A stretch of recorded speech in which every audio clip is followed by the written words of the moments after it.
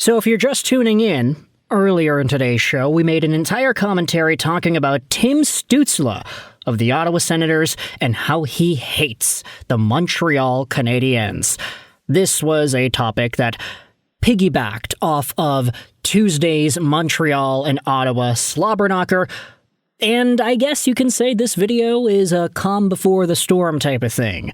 Because in this video, we're not directly talking about the upcoming Habs and Sens game. Oh no. I wanted to talk about one particular player on the Canadiens who ended up dodging a bullet, but not necessarily in the context of the Sens and Habs game. In fact, we're going to be talking about a grand scheme of things kind of commentary topic that also involves a Red Wings legend. So, without further ado, let's just get into the situation here. There's some trouble going on in the KHL right now for SKA St. Petersburg. And I think a lot of Canadiens fans, upon hearing that, you're like, okay, come on, Lego, cool it. We don't care about this team anymore. SKA St. Petersburg was a nightmare to follow for Montreal Canadiens fans who wanted to see this guy do all the amazing things that he was destined to do in the KHL last season. Ivan Demidov, you can say he dodged a bullet because he wasn't severely hurt by that Nick Cousins two-handed slash a few days ago, but he also dodged a bullet because of his status in the NHL right now. Demidov was drafted 5th overall by the Canadiens in 2024, and there was a little bit of a, do I want to say controversy?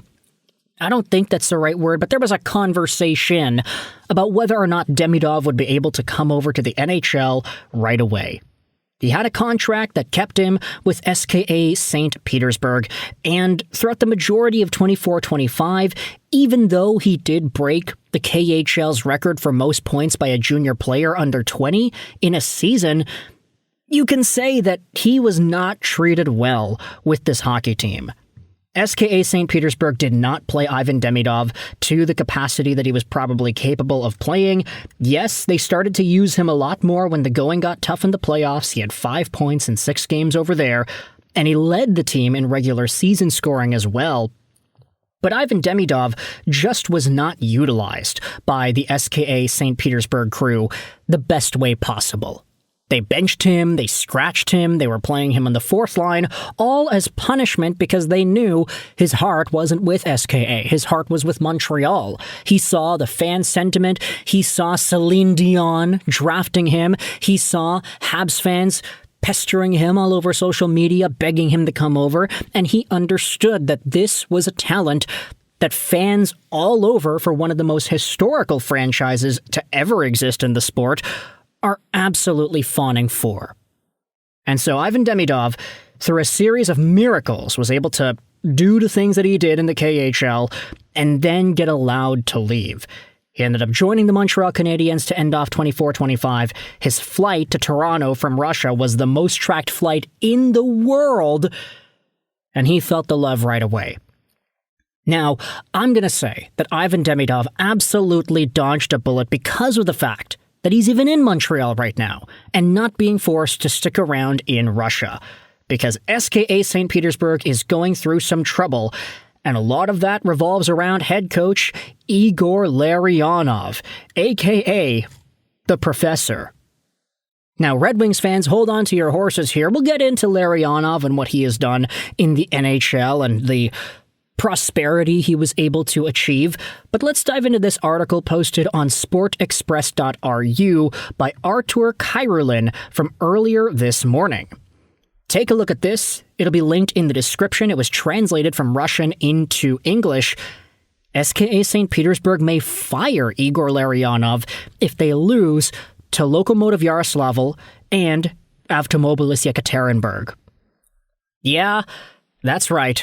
Roman Rottenberg is not the coach anymore in SKA St. Petersburg, so all of y'all Ivan Demidov fans, please calm down. Rottenberg is no longer there. But instead, their new head coach, Igor Larionov, doesn't look like he's doing all too well either. Let's take a look at this short article over here. As SportExpress.ru has learned, Igor Larionov may leave his post as head coach of SKA if they lose their 2 upcoming games. The Army men will play Lokomotiv in Yaroslavl on October 6th and Avtomobilis in Yekaterinburg on October 8th. SKA has lost its last 3 games. The team is in 7th place in the Western Conference with 12 points in 11 games. And that is it. That's all that they go out there and write about. I just find it so interesting that this is the information that reporters in the KHL scene are able to gather. Hey, if this team loses their next 2 games, that coach is going to get fired. Like, it's particular. It's those 2 games. Igor Larionov has to will wins out of SKA against Lokomotiv and Avtomobilis if he wants to keep his job. And SKA St. Petersburg, if you take a look at the roster, this is their roster from last year. Or, 2 years ago. Let's go to their roster with Ivan Demidov on it. So last year, you had a bunch of guys that were quite noteworthy. Tony DeAngelo was added onto the team halfway through. Zakhar Bardakov is a Colorado guy. Evgeny Kuznetsov was a point-per-game guy, too. Arseny Gritsyuk was doing really good things. He's a Devils prospect. Mikhail Grigorenko, y'all remember him. Nikishin is a top Carolina guy, and Demidov, of course, is Demidov. This roster was not bad. It's just the coaching was so astronomically terrible that they didn't go far in the KHL playoffs, nor did they have the best regular season results. So you could understand why the departure of Rowan Rottenberg was seen as a pretty big deal, and a good deal at that. Now, if you take a look at the 25-26 SKA team, yes, Igor Larionov, the professor, is the coach, but this roster doesn't have that same star power, I guess you can say. They've got Nikolai Goldobin. He's a pretty interesting name, a top KHL point producer. Valentin Zaykov's over here, Marat Kyrillin. But in terms of the NHL guys, I mean, you have some Canadiens who were somewhat in the scene. Trevor Murphy, Joseph Blandisi, those names do ring a bell. And then you even have Andrei Padan and Nikita Zaitsev, although they haven't been able to play. This roster seems significantly weaker than the roster that had Kuznetsov, Demidov, and Alexander Nikishin.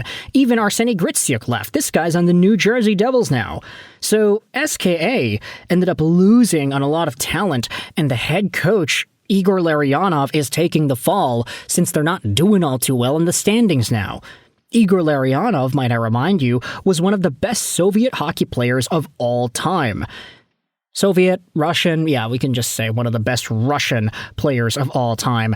A legend for CSKA Moscow and the national Soviet team. He played on the Green Unit alongside of Sergei Makarov, Vladimir Krutov, Vyacheslav Fetisov, and Alexei Kasatonov. With Vladislav Tretiak in net, these guys were super, super good, unstoppable hockey players.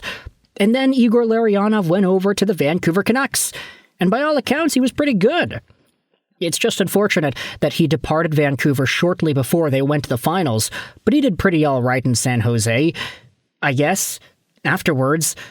Then you take a look at what he was able to do with the Detroit Red Wings in 2 separate stints. He won Stanley Cups, and he was a legend there alongside of the other Russians that the Detroit Red Wings had. They had Fetisov, they had Fedorov, they had Konstantinov. Lots to like out of what Detroit was doing with the Russian Five. Larionov very much a part of that.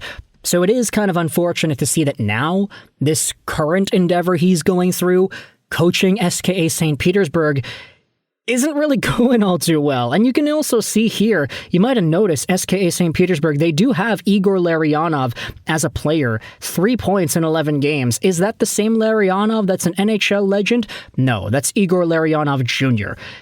He's the son of Igor Larionov, who ended up getting named the exact same thing. He was even born in Detroit. So, yeah, interesting trivia over there, right?